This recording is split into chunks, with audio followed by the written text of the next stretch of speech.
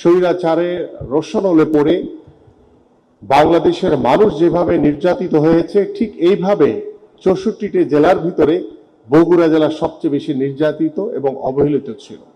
আমরা আজকে 64টি জেলায় আমরা আমাদের এই প্রযুক্তির বাস্তবায়নের জন্য যে উদ্বোধন করতে যাচ্ছি, আমরা চাই যে একযোগে আজকে বগুড়া থেকে শুরু করে 64টি জেলায় আমরা উদ্বোধন করব। ইতিমধ্যে আমাদের উদ্বোধন করেছেন। আমাদের বর্তমান সরকারের প্রধান লক্ষ্য হচ্ছে কর্মসংস্থান এবং প্রত্যেকটি যুব এবং যুব নারীকে স্বনির্ভর করা এবং তারা যাতে দেশে বিদেশে কর্মসংস্থান নিশ্চিত করে আমরা যাতে তাদের মাধ্যমে বৈদেশিক মুদ্রা অর্জন করতে পারি, সেটাই হচ্ছে আমাদের এই প্রযুক্তির আজকের বাস্তবায়নের প্রধান লক্ষ্য। যে 20 বছর ধরে যে জেলাটি সবচেয়ে বেশি অবহেলিত হয়েছে, আজকে যদি সেই জেলার জন্য আমি আমার যুব ক্রীড়া মন্ত্রণালয় থেকে যদি একটি স্পোর্টস ভিলেজ করে দেই, যদি সেটি আমাদের মাননীয় প্রধানমন্ত্রী এসে উদ্বোধন করেন, সেখানে দোষটা কোথায়?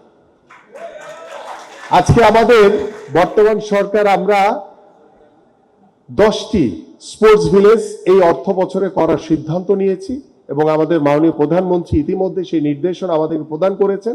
আমরা আশা করছি যে বগুড়া সহ আমাদের যে 8টি বিভাগ রয়েছে এবং 2টি অঞ্চল আমাদের ফরিদপুর এবং কুমিল্লাতে, এই 2টি অঞ্চল সহ আমরা 10টি স্পোর্টস ভিলেজ আমরা এই অর্থ বছরে কার্যক্রম শুরু করব ইনশাআল্লাহ।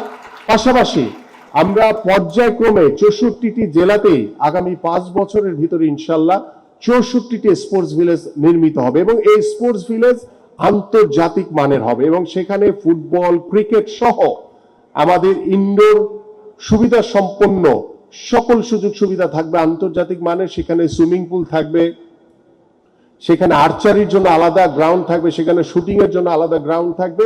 মানে আমরা বর্তমান সরকার এই যে 5 মাস, আমরা এখনো 6 মাস শেষ করতে পারি নাই, 5 মাসের ভিতরেই আমাদের ক্রীড়া জগতের খেলোয়াড়দেরকে পেশাগত স্বীকৃতি বাবদ ক্রীড়া ভাতা প্রদান কার্যক্রম ইতিমধ্যে শুরু হয়েছে। বাংলাদেশের ইতিহাসে এই প্রথম